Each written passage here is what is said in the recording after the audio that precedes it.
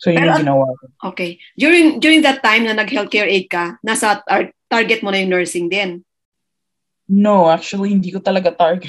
Kasi, parang tinatansya ko kasi yung sarili ko. Oo. Kasi sa Pilipinas pa lang, parang pinapag-nursing na ako. Okay. Parang tinanggal ko lahat. Parang ayoko ng nursing. Hindi ko gagawin yung nursing. Oo. So, pagdating dito, hindi ko rin naisip. Tapos sabi ko, baka masayang yung effort ko kung mag-nursing agad ako. Tapos ayoko naman trabaho. Oo. So sabi ko, mag-start muna ako as healthcare aid para matignan ko kung paano talaga. And then, after parang mga 3 to 5 years na pagtatrabaho ko is nag-decide ako na parang it's time to apply for nursing na. Parang it's not that bad at parang kaya ko naman. Oo. So, So, it nag-apply din ako. took you 5 years to decide? Parang ganon? Oo. Oo. Oo. Tapos